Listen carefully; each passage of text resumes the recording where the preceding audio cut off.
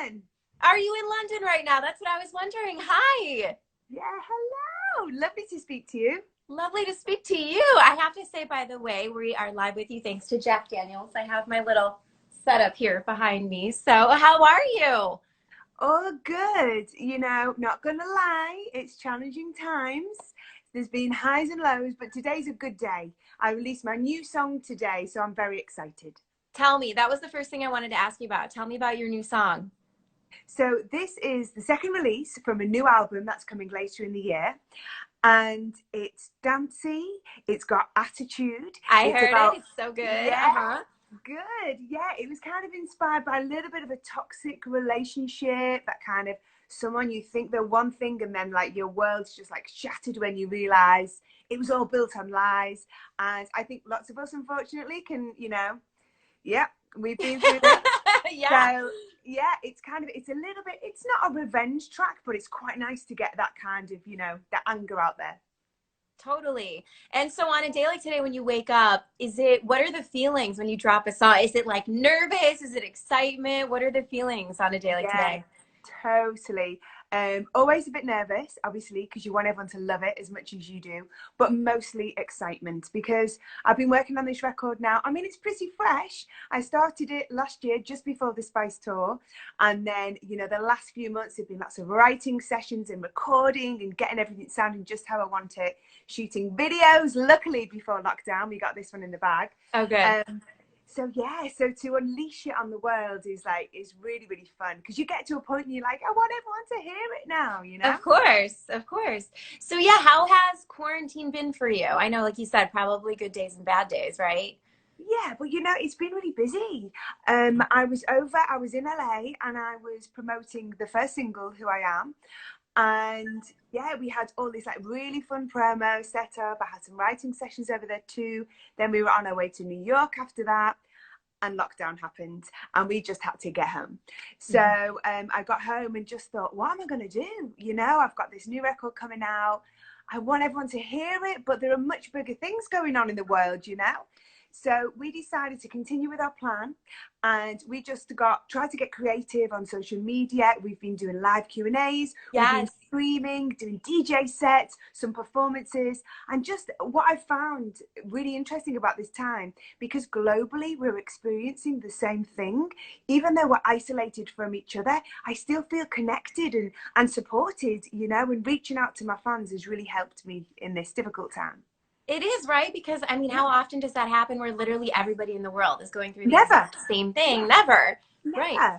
So yeah, so Yeah. I think even though, obviously what's happening is horrible and scary and there's so much uncertainty, I think, that we have to draw positives from this. And I've seen the time, although I get frustrated and I want to see my parents, I want to see my Hmm. relatives, my friends, and I want to travel, I want to see the fans and perform. But I think it's valuable, Tran, because we never allow ourselves to stop. We're always so busy on this treadmill of life. So we've Yep. all had to just like slow down a little. So, yeah. Yeah. And so, okay, a few things. So, yes, I saw that you were doing the Q&As. That's got to be so cool. Is there a question you've gotten that's just been like really wild and unexpected during this time? Oh God. I mean, the great thing about, I have the fans are incredible. They followed me from way back in the 90s with the Spice Girls, and Yeah. there's this amazing like international fan base out there. And they come up with like the most interesting questions. And, because I've been interviewed so many times, and then sometimes I'm like, that's a really good question. And lots of people have been asking about, you know, how things have changed, whether it's the recording processes or even, now it's streaming. It used to be CDs. I mean, back in my Hmm. day, cassettes. But, you know, I know. yeah, it's kind of interesting to think about that and to think about how my experiences like making music has changed so much through the years. It is. It's kind of weird, right? Because like you said, I mean, I would listen to you guys, to the Spice Girls on cassettes and I would like tape it. And then, yeah, then I have the CDs. And like now it's like totally different, Yeah. totally changed. Yeah. It's amazing. I think it's exciting because it's taken a long time for like the industry to kind of get their head around the whole thing. But I think as a consumer, we just have access to so much music and it's like instantly. And Mhm. I think that's really exciting. And also your DJ sets are amazing. Like, have you always DJ'd? You know, I've I had always no idea. yeah, I wanted to DJ for years, but I never had the confidence to do it. Uh-huh. And then my boyfriend said to me, just give it a go. And I was like, okay. So like I booked this lesson and I just fell in love instantly. And yeah, I was like, I want to do another, I want to do another one. And it's just grown from there. And you know, I love music. I don't get to go out and party like I used to. Now I'm a mum and stuff. So it gives me the opportunity to play all my favorite music and have a great dance. And it's also enabled me to view music in a different way. You know, as a DJ, you're influencing an audience, a dance floor in a different way than you are as a vocalist, you know? So I think it's really influenced this album. It's made it a lot more dancey. So this is kind of like a relatively recent thing, the DJing and getting to Yeah, do that. I think it's been 2 years. Oh my God. Yeah. It's Yeah. so good. Yeah, Yeah, it you was got so scary when I first went out there because it's like, you know, being a Spice Girl, you can't just like go and do some quiet little show. It's like anything you do, everyone's like going, oh my gosh, she's DJing. I'm like, oh, I'm going to mess up. I know. But it's kind of like, it's like the pressure's interesting because it makes you be like on your A game no matter what, you know, because you know everyone's watching. So it's been, yeah, I had to jump in at the deep end, but I've loved it. And I think, you know, like everything in life, when you make mistakes, but you kind of, you know, you get yourself out of it, that's what makes you good at what you do, right? That's the experience. So yeah, so it's been a fun little journey. And kind of how you handle it, sure. And Yeah. so you're then quarantining with the family? Yes, Yeah, and that's been I have okay. an interesting household. So I'm here with my boyfriend and my daughter, and I have two stepchildren. So we have half of the week with those guys as well. So we've kind of got two households kind of quarantining, you know, Uh-huh. simultaneously. And yeah, which is good in a way because we have like this dynamic shift halfway through the week, which is, you know, refreshes us all. Of But then course. sometimes we're just like driving each other nuts, like so many families out there I know must Yeah. feel.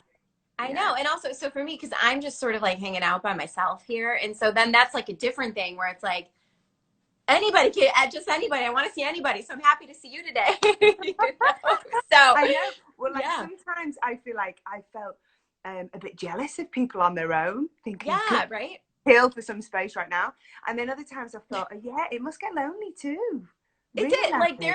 I've gone in waves. Like I've had waves where it's like, oh my God, this is so great. Thank goodness. And then I would say like week 4, I was like, this is not like what is going on? Like it was a lot. And then since then it's kind of been like up and down, but Yeah. it's been good. You know, I feel like that's kind of everybody. Like you sort of go through all kinds of emotions. It's a weird time. It's weird, you know. I Yeah. think, yeah, I've been kind of observing myself and my mood, and you know, in the way I've been dealing with things, and yeah, sometimes it's hard, and sometimes even a day, just a single day, can have this roller coaster of emotion. Yeah.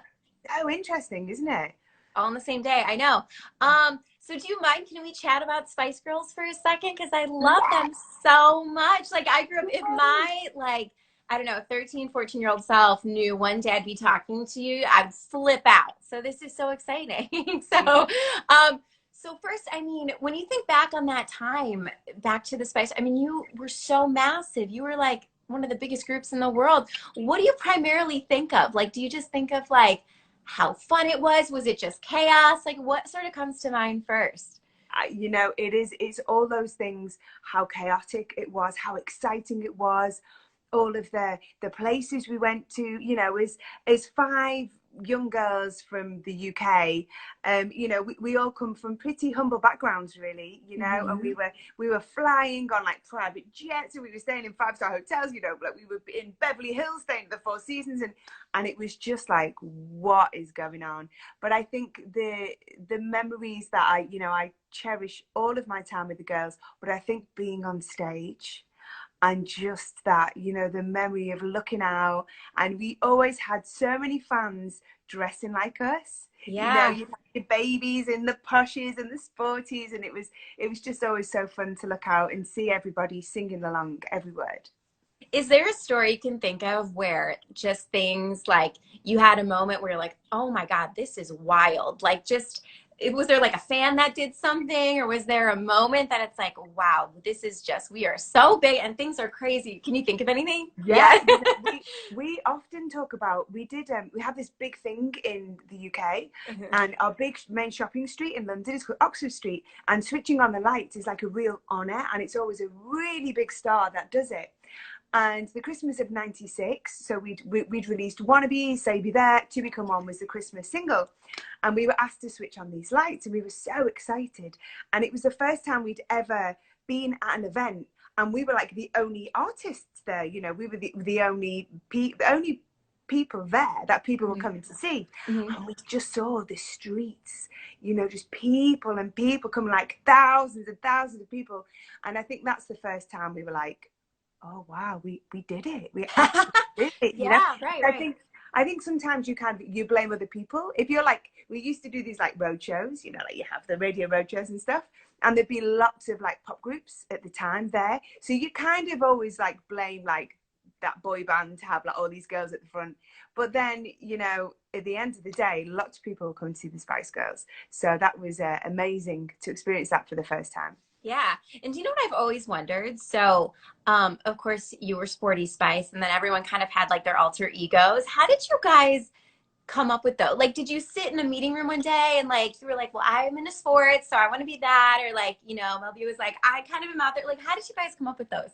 Okay, so this is an interesting story. Yeah. When we first got together, we were, you know, we were looking at lots of girl bands that have been out there, and traditionally, lots of girl bands have either, you know, dressed the same or, you know, coordinated, and we attempted that. You know, we went through this phase of wearing like little dresses, and then we did this showcase where we wore like little Adidas t-shirts and jeans, and there was always someone who was really uncomfortable. So we were in rehearsals one day, and we'd rock up to rehearsals, you know, every day. I'd be in my trackie, and Jerry'd have some like thrift store outfit on and look a bit crazy, and Melby always looked super cool. And we were just looking in the mirror because like doing our choreography, and we're like, why don't we just wear what we wear? Why are we all trying to fit into this mold? So that it just kind of happened organically. And then when we came out, it was actually a magazine in the UK called Top of the Pops magazine, and they nicknamed us. And it was just a little throwaway piece in the front of the mag, and they stuck. And we, you know, and we loved them, and we became caricatures of our nicknames. That is so funny. I've always wondered. I'm like, I wonder, was that like a thing where you guys sat in a meeting and you like decided, you know what, that's going to be me? I was wondering always how that was. Yeah. What a gift, right? Because it's just like, it was perfect. Yeah. Thing for us, yeah. And I think probably, like you said, since it was organic, that's why it stuck and why it resonated with so many people, because it was just so natural for you guys. I love that. And, you know, people ask me all the time, they're like, oh, do you ever feel pressure being sporty? Do you ever wish you were in Spice? And I'm like, no, I love being Sporty Spice. I am Sporty Spice. I'm probably sporty now than ever. Yeah. A few more aches and pains. But Sure. yeah, no, I love being sporty. It totally is who I am. Did you see a few years ago, I think it was the Backstreet Boys that dressed up as you guys? They were like on a cruise or something. Did you see that? Oh, you know, we love those guys because, you know, if you think about it, we were out at exactly the same time. Yes. So they were probably the bands that we bumped into the most, you know, whether it was doing TV shows and festivals and different things. And I was lucky enough to perform with them. I opened for the guys actually in Dubai a few years ago. Oh, cool. And I hadn't seen them for such a long time. So that was brilliant. It was so good to see them. Oh my gosh. Yeah, because I was wondering that. I would think that you guys would all kind of still be friends, or at least like when you see each other, it's like, oh my gosh, remember when this? Yeah. It's just nuts. And like every now and again on Instagram, like a photograph will pop up of like us guys and those guys, and we look so young and baby faced. Yeah, of course. And so I assume you still stay in touch with all the girls, and like, do you have like a group chat going? We do. And, yeah. You know, we've been staying in touch through this, and everyone's good. It's Mel's birthday on Friday, so so I'm going to check in with her and see how she is. But everyone's good, you know. Everyone, I think, is enjoying some time at home with the children because everyone's so busy. You know, we're usually flying all over the place. Yeah. And do you think, because of course now social media is so huge and massive, do you think you would have liked social media around when you were in the Spice Girls, or would that have just been like too much, you think? I'm so grateful we didn't have it. Really? I'm so grateful that people didn't have cameras on their phones. Why? Because, you know, we were young and we were going out and we were having fun and we were making mistakes and it wasn't all documented. You know, of course we have paparazzi to deal with, but I just feel like, you know, I feel for young artists because they, you know, they are so exposed. You know, there's nowhere to hide anymore. Mm-mm. Yeah. Yeah, you can't because everybody has a phone everywhere, right? And it would be terrifying, I'm sure. Yeah. Absolutely. You know, because when you're young, you know, sometimes you do silly things, right? You know, and you Yeah. don't want the world to know about it. Yeah, of course, of course. And so, you know, and speaking of younger artists, I came across, I don't, and I'm sure you probably remember this, but Billie Eilish said that you gave her the most valuable piece of advice she's ever received. Do you remember what you said to her? Yeah, well, I met her here. She played a show in London, and I'm a huge fan. I have been for, you know, for a long time, and it was great to finally see her live. And I went backstage and I met her and her brother and her parents, and it was so lovely.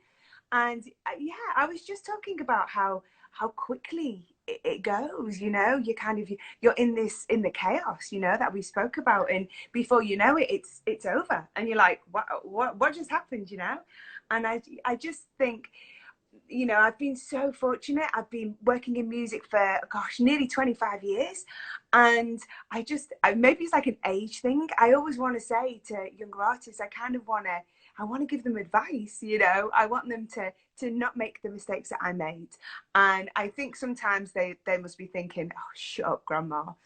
So when Billie, you know, really took that on board and she spoke about it, I was really touched, and I thought, wow, you know, that means a lot, that my words aren't, you know, falling on deaf ears. So that was Yeah, because I think what she said is that you reminded her just to sort of live in the moment and to just make sure that you don't really take any of the big sort of stuff for granted. And so is that sort of the advice that you would offer to younger artists? I mean, there's so many of them, even who I play on my radio show. I mean, is that what you would say? Yeah. You know, the thing is, I think it's really hard at the time to do it because you work so hard. I think that's what so many people don't realize. You know, so much work goes into, you know, making your music, promoting your music, all of the campaigns. And you can often, you know, I found with the girls, we were living on adrenaline. You know, we were in survival mode. We were away from home so much, and, you know, we were exhausted. So you don't really have time to process what's been happening. Sometimes we were like, you know, what country are we in? What, you know, what continent are we on? You know, you're so like, you know. So yeah, I think people are much more mindful these days. You know, I think we're more aware, aren't we, of kind of being present. So that would always be my advice. And because you just, as a young person, I didn't ever think about the future. I mean, I was in the present, but before I knew it, I was in the future, you know. Of course, right? It happens so fast. Yeah. So I know, you know, we talked a little bit earlier about your music. So can we expect, do you know a new album can be expected or any? Yeah. Yeah. We are putting the finishing touches to it right now. Luckily, I got like everything where I had to be in a room with people. That's all done. Good. We're doing all the other bits and pieces we can do remotely. And yeah, I think we deliver this week, actually, the end of this week. So the album will be later this year, and it's been lovely to release these two songs quite quickly after each other, Who I Am and Blame It On Me Today. And I want to release some more songs. I want to kind of just keep the music coming. I want people to get really excited about the record. Yeah. So sometimes I like to ask people, is there an item in your house right now that like we would just be surprised that you have? Is there something like in the room where you happen to be sitting that like is like maybe like, I don't know. Yeah.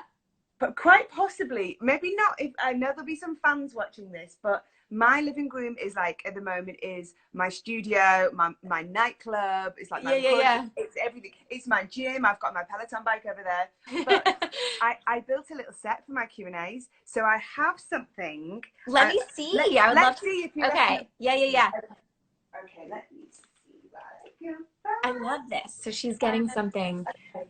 So this is quite fun and was photographed quite a lot last year. Have you seen this in a picture anywhere? Oh, that's familiar, I think. So this was my my top from my outfit from the opening of the Spice Girls Stadium tour last year. Wow, yes.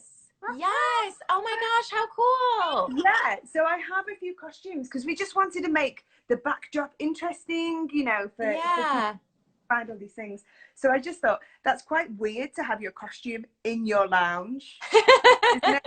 There you go. Oh my God, I love it. What a cool piece. That's awesome.